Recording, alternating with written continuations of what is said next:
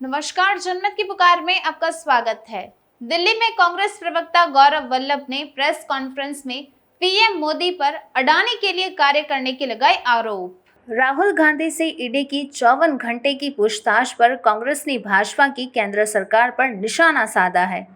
कांग्रेस प्रवक्ता गौरव वल्लभ ने press conference में सवाल किया कि आखिर श्रीलंका के सरकारी इलेक्ट्रिसिटी बोर्ड मामले में ईडी की बोलती बंद क्यों है। उन्होंने आरोप लगाया कि पीएम मोदी ने श्रीलंका के राष्ट्रपति पर दबाव बनाया कि विंड पावर प्रोजेक्ट का काम अडानी ग्रुप को दिया जाए। सुनिए गौरव वल्लभ द्वारा कही गई पूरी बात। नमस्कार साथियों, आज की इस प्रेस वार्ता में मैं आप सभी का स्वागत करता हूं। साथियों, पिछले 2 सप्ताह में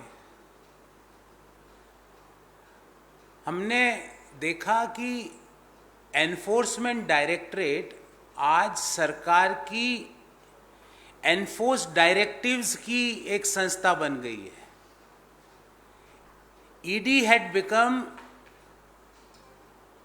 enforce directives from the Modi government. और हम पूछना चाहेंगे एनफोर्समेंट डायरेक्टरेट से कि आपके एनफोर्स डायरेक्टिव्स जो आपको मिलते हैं मोदी सरकार से, हम पूछना चाहेंगे सरकार से भी कि कुछ मामलों में आपकी इतनी लंबी और इतनी गहरी चुप्पी क्यों है। कौन लोग हैं सरकार में जो आपको ऐसा करने से रोक रहे हैं। साथियों, पिछले 8 साल में हमने देखा कि भारत सरकार के जो भी झूठे भ्रामक क्लेम्स थे वो एक एक करके ढहते रहे। Tall and false claims of government एक एक करके गिरते रहे। पिछले 2 सप्ताह में कांग्रेस पार्टी के पूर्व अध्यक्ष और हमारे नेता श्री राहुल गांधी जी को 54 घंटे तक की ईडी ने पूछताछ की। पर 2 मामले आपको बहुत लेटेस्ट मामले आपके सामने रखूंगा, वहां पे ईडी चुप है। हम पूछना चाहते हैं उन मामलों में इतना सन्नाटा क्यों है भाई। पहला मामला आता है, ये मैं भी नहीं कह रहा, सरकार भी नहीं कह रही, देश का कोई एजेंसी नहीं कह रही, पर श्रीलंका की स्टेट ओन्ड, श्रीलंका की सरकारी इलेक्ट्रिसिटी बोर्ड जिसका नाम है सीलोन इलेक्ट्रिसिटी बोर्ड, उसके सरकारी इलेक्ट्रिसिटी बोर्ड जिसका नाम है सीलोन इलेक्ट्रिसिटी बोर्ड, उसके चेयरमैन जो उनकी बिजली आपूर्ति करती है श्रीलंका में, उसके चेयरमैन वहां की संसद के सामने खड़े होके, कोई छोटी मोटी जगह भी नहीं, श्रीलंका की संसद के सामने खड़े होके कहते हैं कि हमारे राष्ट्रपति श्री राजपक्षा, श्रीलंका के राष्ट्रपति श्री राजपक्षा को मोदी जी ने प्रेशर डाला। ये मैं नहीं कह रहा, श्रीलंका बिजली विभाग के चेयरमैन कह रहे हैं कि मोदी जी ने श्रीलंका की बिजली बोर्ड पे प्रेशर डाला उनके राष्ट्रपति के मार्फत कि विंड पावर प्रोजेक्ट का काम श्रीलंका में अडानी ग्रुप को दे दिया जाए। मैंने भी नहीं कहा ये उनके बिजली बोर्ड के चेयरमैन कह रहे हैं। क्या हमारे देश के प्रधानमंत्री प्राइवेट पार्टीज को ठेका दिलाने के लिए बने हैं? क्या हमारे देश के, भारत जैसे महान देश के प्रधानमंत्री किसी कंपनी के एजेंट के रूप में काम कर रहे हैं कि ठेका अडानी ग्रुप को दिलवा दिया जाए? क्या ईडी और अदर एजेंसीज ने इस पे जांच करना उपयुक्त नहीं समझा? वहां पे इतनी खामोशी क्यों रखी गई? अरे हम तो 54 घंटे की जांच करके भी आ गए और आगे भी हर अग्नि परीक्षा दे देंगे, हमें कोई चिंता नहीं है। पर वो लोग जिनका नाम श्रीलंका के बिजली बोर्ड के चेयरमैन पार्लियामेंट के सामने कहते हैं कि मोदी जी उन पे दबाव डाल रहे हैं श्रीलंका की सरकार पे कि विंड पावर का प्रोजेक्ट अडानी को दे दिया जाए, क्या उनके ऊपर ईडी की पूछताछ नहीं होनी चाहिए? क्या एनफोर्समेंट डायरेक्टरेट, जो कि आज सरकार की एनफोर्सिंग डायरेक्टिव्स बन चुकी है, क्या उन्होंने इस पे संज्ञान लेके मोदी जी को सम्मन दिया? क्या इसकी जांच की कि क्या इस बात में कितनी सच्चाई है कि श्रीलंका का बिजली बोर्ड का चेयरमैन खुलेआम अपनी संसद में बोलते हैं कि मोदी जी उन पे दबाव डालते हैं उनके राष्ट्रपति पर कि विंड एनर्जी का प्रोजेक्ट अडानी को दे दिया जाए? क्या इस बात का संज्ञान ईडी ने लिया? इतना सन्नाटा उनमें इस बात के लिए क्यों रह गया? कौन उनको रोक रहा था? ये तो हो गया पॉइंट नंबर 1। दूसरा पॉइंट भी लाया हूं और 2 ही पॉइंट की बात करूंगा। जैसे ही 2014 में मोदी जी ने सत्ता संभाली, उस 2014 में सत्ता संभालते ही स्टेट बैंक ऑफ इंडिया ने एक ड्राफ्ट एमओयू बनाया और उस ड्राफ्ट एमओयू के तहत $1 बिलियन अर्थात 7,825 करोड़ रुपया, उस एमओयू के तहत स्टेट बैंक ने और दुनिया के सारे बैंकों ने एक कंसोर्शियम बना के अडानी को फंडिंग देने का सोचा। और ये कहां पे फंडिंग दे रहे थे अडानी को? ऑस्ट्रेलिया में माइंस के लिए। जब इसका विरोध देश में हुआ, जब इसका विरोध ऑस्ट्रेलिया में हुआ, तो इस एमओयू को निरस्त कर दिया। बात यही खत्म नहीं हुई। उसके पश्चात 2020 में पुनः स्टेट बैंक ऑफ इंडिया ने 5,000 करोड़ का फंडिंग का proposal Adani Carmichael coal project in Australia, जब इसका भी वहां पे क्लाइमेट एक्टिविस्ट ने विरोध किया, जब इसका भी वहां पे इन्वेस्टर्स लाइक एमुंडी और एक्सा ने विरोध किया, तो स्टेट बैंक ने इसको भी गॉट स्टक। अभी इसका क्या स्थिति है मुझे नहीं पता। सत्ता संभालते ही 7,825 करोड़ का $1 बिलियन का फंडिंग अडानी को ऑस्ट्रेलिया के माइंस में देने का निर्णय किया, एमओयू बनाया स्टेट बैंक ने। विरोध हुआ तो उस एमओयू को वहीं रोक दिया। 2020 में पुनः ऑस्ट्रेलिया की एक कोल माइंस के लिए 5,000 करोड़ की फंडिंग का निर्णय स्टेट बैंक ऑफ इंडिया करती है। जब इसका विरोध वहां के इन्वेस्टर्स करते हैं तो वो डील स्टक हो जाती है। अभी इस डील की क्या स्थिति है हमें नहीं पता। हमारा सवाल है, क्या ईडी ने कभी अडानी को बुला के पूछा कि आप किससे प्रेशर डलवा रहे हो स्टेट बैंक ऑफ इंडिया से लोन लेने के लिए? क्या ईडी ने स्टेट बैंक को बुला के पूछा कि वित्त मंत्रालय में बैठे कौन से मंत्री आपके ऊपर दबाव डाल रहे हैं कि आप अडानी को लोन दो? और ऐसे और भी कई किस्से हैं, लिस्ट बहुत लंबी है। 5-6 इश्यूज आपको जस्ट पासिंग रिमार्क कर रहा हूं। क्या ईडी ने कभी ईश्वरप्पा को बुला के पूछा कि ये 40% कमीशन जो कर्नाटक सरकार, ये मैं नहीं कह रहा, वहां के कॉन्ट्रैक्टर्स एसोसिएशन के चेयरमैन ने प्रेस वार्ता करके बोला, क्या ईडी ने बोमई साहब को बुला के पूछा कर्नाटक के मुख्यमंत्री को कि आपके ऊपर चार्ज है कि आप जो भी काम करते हो उस पे 40% कमीशन लेते हो? क्या वहां पे ईडी ने पूछताछ की? क्या ईडी ने कभी बुला के मध्य प्रदेश के मुख्यमंत्री को पूछा कि व्यापम के घोटाले के दोषी कौन कौन है? क्या ईडी ने कभी गुजरात के मुख्यमंत्री को बुला के पूछा कि कांडला बंदरगाह पे 260 किलो ड्रग, कांडला जो ये बंदरगाह है वहां पे कैसे मिली, वो उसका क्या सोर्स था? क्या ईडी ने कभी हेमंत बिस्व शर्मा को बुला के पूछा कि ये पीपीई किट का घोटाला कैसे हुआ? क्या ईडी ने गोवा सरकार को बुला के पूछा जब सत्यपाल मलिक ने स्वयं, जो कि गोवा के गवर्नर थे, कहा पब्लिकली कि गोवा सरकार जो भी करती है इस धरती के नीचे उसमें करप्शन है? इतना सन्नाटा वहां ईडी को क्यों आ जाता है? ऐसा उनके ऊपर क्या दबाव है? हम पूछना चाहते हैं 3 सवाल सरकार से। पहला, कि भारत जैसे महान लोकतांत्रिक देश के प्रधानमंत्री एक इंडिविजुअल कंपनी की पैरवी विदेशी सरकार को क्यों कर रहे हैं? इस बात का संज्ञान कौन लेगा? हम पूछना चाहते हैं कि कौन से मंत्री और ब्यूरोक्रेट्स ईडी के ऊपर इस इन्वेस्टिगेशन को नहीं करने का दबाव डालते हैं।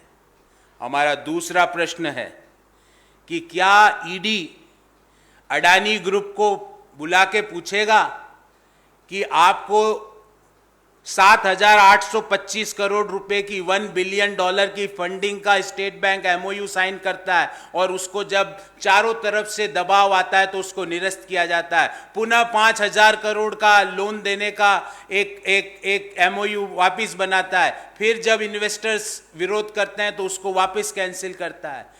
कौन लोग हैं वित्त मंत्रालय में और प्रधानमंत्री कार्यालय में बैठे हुए जो स्टेट बैंक पर दबाव डालते हैं बार बार कि अडानी ग्रुप को फंडिंग की जाए? क्या ईडी ये संज्ञान लेगा? हमारा तीसरा सवाल है कि क्या ईडी की विश्वसनीयता धूमिल नहीं होती है जब ईडी सिर्फ निराधार, बिना तर्क के, बिना सबूत के विपक्षी दलों के नेताओं को सुबह से शाम बुला के रात के 1:30 बजे तक, 12:30, 1-1 बजे तक पूछताछ करता है? क्या उनकी विश्वसनीयता इन केसेस जो मैंने आपके सामने रखे, 2 तो बड़े केस और बाकी स्टेट गवर्नमेंट्स में जो करप्शन का खुलेआम नंगा नाच हो रहा है, क्या उसमें ईडी ने अभी तक कोई भी जांच की? ये हमारे 3 प्रश्न हैं। साथियों, मैं आपके प्रश्न लेने से पहले अंग्रेजी में अपनी बात को ब्रीफली कहूंगा।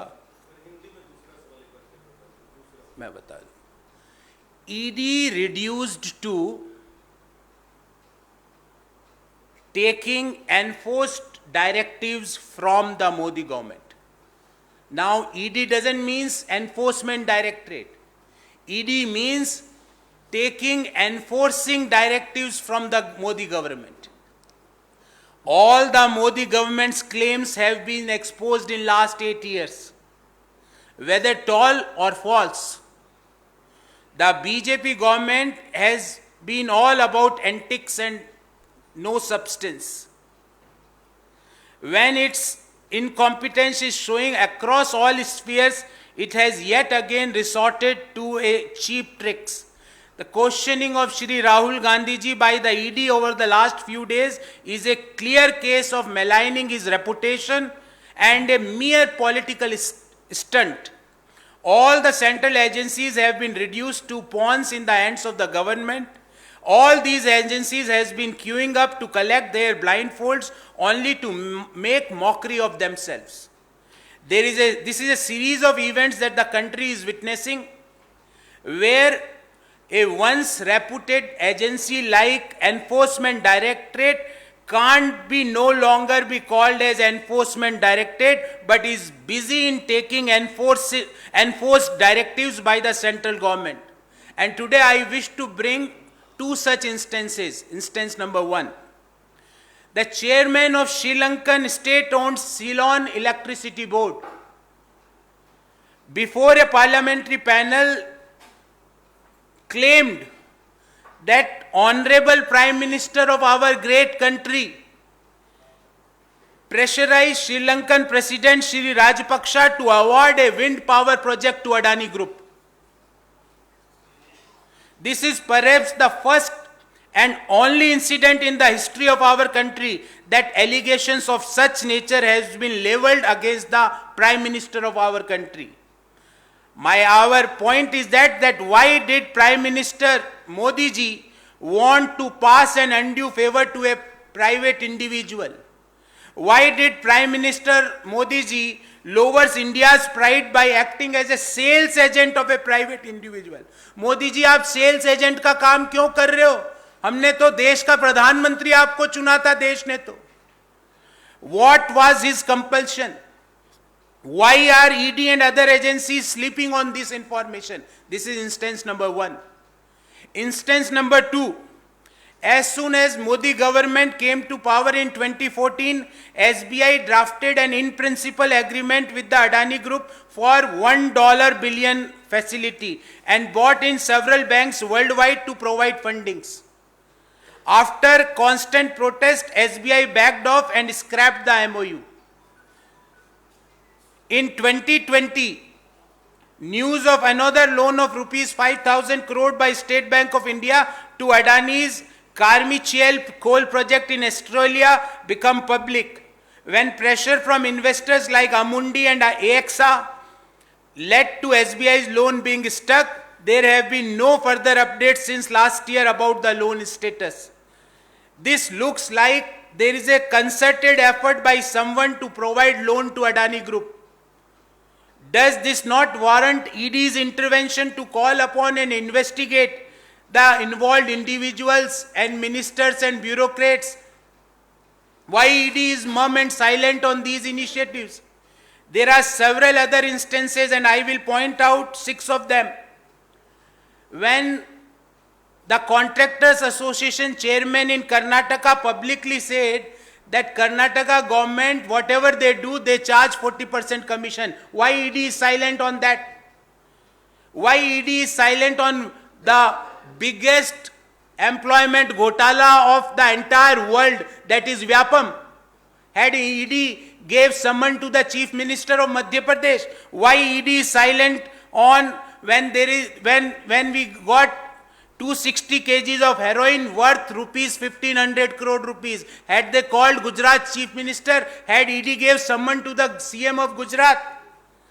When there is a clear-cut case of PPE kit scandal against the Hemant Biswa Sharma, had ED called Hemant Biswa Sharma for this scandal? When the governor of Goa says that Goa government, whatever they do, there is a corruption in that, had ED called the Chief Minister of Goa and investigated that why these charges are there against you? So we have 3 precise questions for the BJP government. Question number 1. The Honorable PM was allegedly batting for business gains for a private individual in a foreign land. Isn't it a case of corruption worth investigating?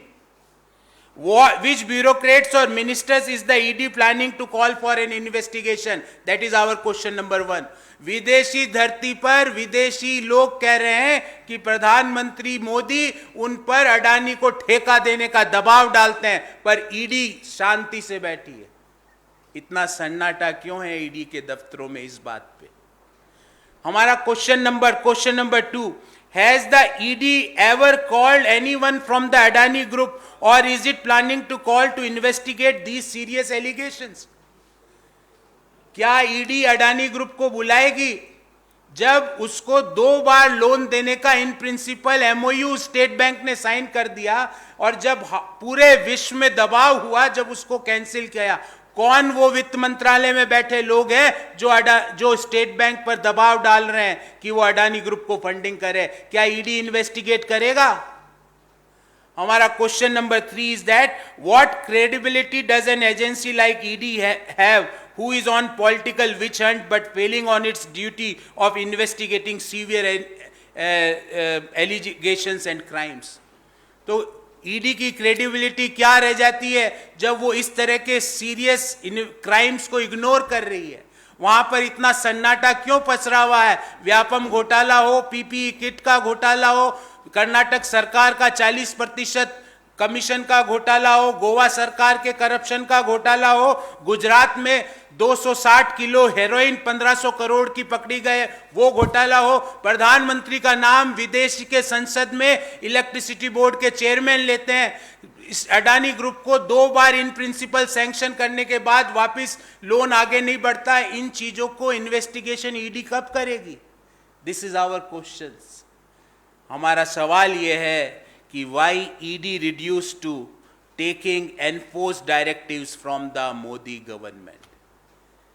साथियों, इस संबंध में आपका कोई भी सवाल हो, मैं उन सवालों का जवाब देने का प्रयास जरूर करूंगा।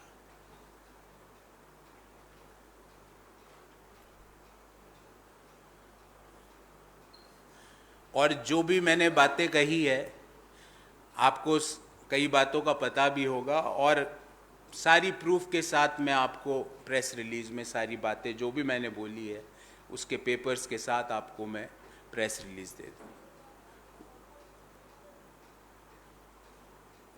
बहुत बहुत धन्यवाद। मैं इस प्रेस वार्ता का समापन करता हूँ।